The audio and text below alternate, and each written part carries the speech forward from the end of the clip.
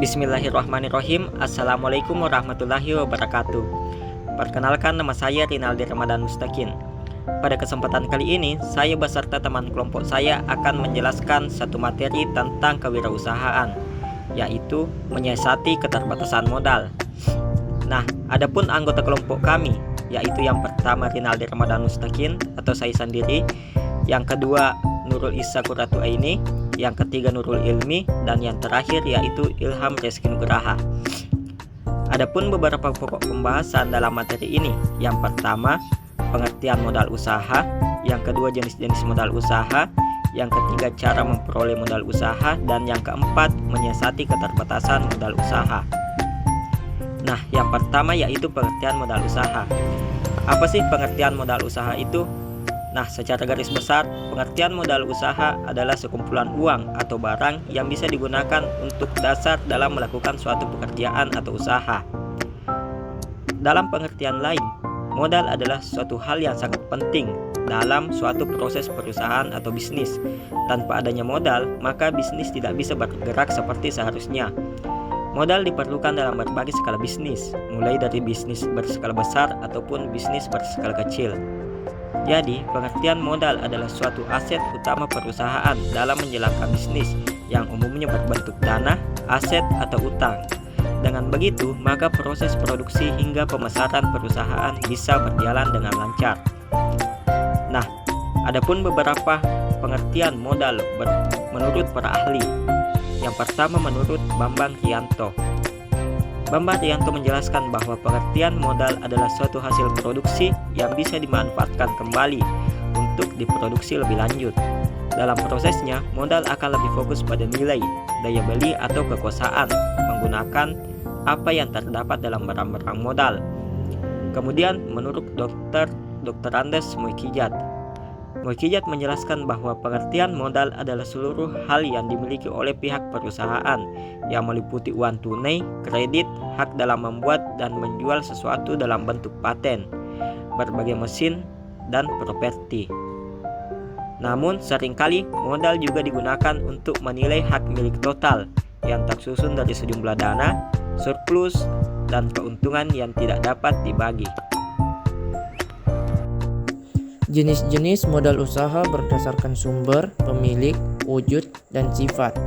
Jenis modal usaha berdasarkan sumber terbagi menjadi dua, yaitu modal eksternal dan modal internal. Modal eksternal yaitu sumber modal yang diperoleh dari luar perusahaan atau dana yang didapat dari para kreditur atau para pemegang saham. Modal eksternal ini bisa didapat dari pinjaman bank, koperasi, atau bisa juga didapat dari para investor yang menanamkan dananya pada perusahaan. Contohnya seperti utang dagang dan gaji karyawan yang belum dibayar. Lalu modal internal, yaitu modal yang diperoleh dari kekayaan seseorang atau perusahaan tersebut yang biasanya didapat dari hasil penjualan. Nah, perlu diketahui juga bahwa modal internal ini akan sulit untuk mengembangkan bisnis karena sifatnya yang terbatas dan akan terasa sulit untuk mengalami peningkatan yang signifikan. Contoh modal internal itu seperti gedung saham, kendaraan, dan laba yang diinvestasikan kembali. Yang kedua, jenis modal berdasarkan pemiliknya terbagi menjadi dua, yaitu modal sosial dan modal perseorangan. Modal sosial adalah modal yang dimiliki oleh masyarakat yang nantinya modal tersebut akan mampu memberikan keuntungan untuk mereka yang melakukan operasional produktif. Contoh dari modal sosial adalah jalan raya, jembatan, pasar, dan pelabuhan. Lalu modal perseorangan adalah modal yang diperoleh dari mereka yang memiliki fungsi untuk memudahkan berbagai aktivitas dan memberikan laba pada pemiliknya. Contoh dari modal perseorangan ini seperti deposito, properti pribadi, dan saham. Dan yang ketiga, jenis modal berdasarkan wujudnya terbagi menjadi bentuk atau wujudnya, yaitu modal abstrak dan modal konkret. Modal abstrak atau modal pasif ini adalah modal yang tidak bisa dilihat secara kasat mata, namun tetap penting untuk keberlangsungan suatu perusahaan. Contohnya adalah hak cipta, pengetahuan, skill tenaga kerja, hak pendirian usaha, dan citra perusahaan. Lalu modal konkret atau modal aktif. merupakan modal aktif yang artinya bisa dilihat secara kasat mata atau memiliki bentuk seperti bahan baku, mesin, gedung, kendaraan, dan gudang. Lalu yang terakhir keempat, modal berdasarkan sifat. Terbagi menjadi dua jenis, yaitu modal tetap dan modal lancar. Modal tetap adalah modal yang bisa digunakan untuk keperluan kegiatan produksi dalam kurun waktu yang lama atau untuk beberapa kali proses. Contohnya seperti gedung, tanah, kendaraan, laptop, dan mesin. Lalu yang terakhir modal lancar. Ini adalah modal yang akan habis terpakai dalam satu kali proses. Contohnya adalah bahan bakar dan bahan baku. Perkenalkan, nama saya Nurudin. Saya akan menjelaskan tentang cara memperoleh modal usaha. Yang pertama, menggunakan tabungan. Salah satu cara yang bisa kita lakukan untuk mendapatkan modal usaha yaitu menggunakan tabungan sendiri. Banyak orang yang memang mempunyai keinginan untuk berbisnis dan mempunyai tabungan khusus yang suatu saat bisa digunakan untuk memulai bisnisnya. Kita bisa memulai dengan menyisihkan sekian persen dari gaji untuk tabungan modal usaha. Jika dirasa sudah cukup untuk modal usaha, kita bisa memulai membangun bisnis sendiri. Yang kedua, menjual harta pribadi. Jika kita tidak ingin menunggu lama untuk mengumpulkan uang, salah satu cara alternatif yang bisa dilakukan yaitu menjual harta pribadi. Contohnya kendaraan, barang elektronik, atau perhiasan. Yang ketiga, mencari rekan bisnis. Salah satu cara yang banyak dilakukan oleh pengusaha yaitu mengajak temannya untuk bergabung dalam mendirikan bisnis. Biasanya teman yang memiliki minat dan tujuan yang sama akan menjadi rekan bisnis yang cocok. Selain rekan bisnis, kita juga bisa mencoba mencari investor yang sekiranya berminat untuk berinvestasi di bisnis yang kita jalani. Selain memberikan modal usaha, biasanya investor juga akan ikut terlibat dalam pengambilan keputusan penting dalam bisnis. Selanjutnya, yang keempat, meminjam uang. Meminjam uang merupakan salah satu cara yang paling sering digunakan oleh pengusaha untuk mendapatkan modal. Cara ini bisa dilakukan jika tabungan kita kurang cukup atau aset yang dimiliki tidak cukup berharga untuk dijual.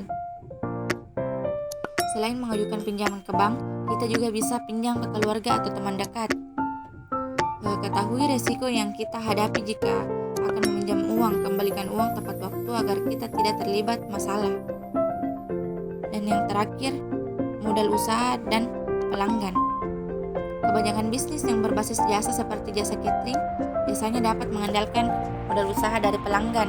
Kita bisa membuat sistem bayar dari awal untuk pesanan yang masuk, dan dari situ kita bisa menjadikan pembayaran tersebut untuk membuat pesanan. Kita bisa meminta pembayaran full di awal atau pembayaran setengah-setengah dan dilunasi saat pesanan sudah jadi. Dengan begitu, keuntungan yang kita dapatkan bisa terus diputar untuk menjadi modal usaha. Nah, selanjutnya itu menyiasati keterbatasan modal. Seperti yang kita ketahui, dalam dunia usaha ini terkadang ada keterbatasan modal yang menjadi hambatan yang berat untuk memperluas usaha yang dijalankan. Namun sebenarnya jika kita siasati dengan baik, faktor modal ini bukanlah hal yang paling sulit untuk kita lakukan. Kita hanya perlu untuk memahami cara dalam mengatasi keterbatasan terkait modal usaha ini. Nah, kami merangkum ada 3 solusi untuk mengatasi keterbatasan modal usaha ini. Yang pertama adalah mengajukan proposal usaha atau mencari investor. Mengajukan tawaran untuk mendapatkan tambahan modal usaha bisa dilakukan dengan cara mengirimkan proposal kerjasama kepada instansi pemerintah maupun pemilik modal lain untuk ikut berinvestasi.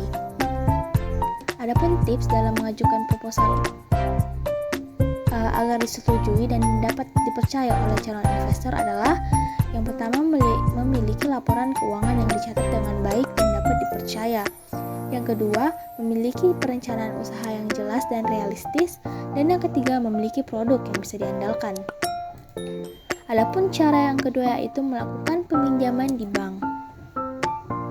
Nah, seperti yang kita ketahui, bank adalah pihak yang bisa diandalkan untuk memperoleh tambahan modal. Jika investor maupun orang terdekat tidak dapat membantu kita dalam hal keuangan. ada beberapa hal yang perlu diperhatikan sebelum memutuskan untuk melakukan peminjaman modal kepada bank. Yang pertama itu kita harus memiliki jaminan yang bisa diajukan sebagai syarat untuk memperoleh pinjaman. Yang kedua, usaha kita harus memiliki laporan keuangan yang baik sejak awal perintisan usaha ini, sehingga pihak bank bisa melihat kesehatan usaha kita dengan melihat dari cara kita mengelola keuangan. Adapun laporan-laporan yang dibutuhkan oleh pihak bank biasanya berupa laporan neraca, laporan laba rugi, catatan penjualan dan pembelian harian, serta data keuangan lainnya.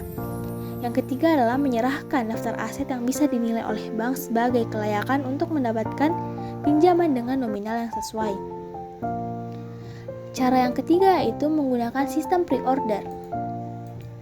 Nah, sistem pre-order ini hanya bisa dilakukan oleh bisnis yang cenderung dinamis, terbatas, dan tidak memiliki mata rantai distribusi yang panjang. Dengan menggunakan sistem ini, modal yang didapatkan berasal secara langsung dari konsumen yang menginginkan prioritas untuk mendapatkan barang-barang yang diproduksi oleh usaha kita. Meskipun terlihat mudah, sistem pre-order ini memiliki resiko tersendiri, apalagi ketika barang yang sudah dijanjikan tidak dapat diberikan tepat waktu.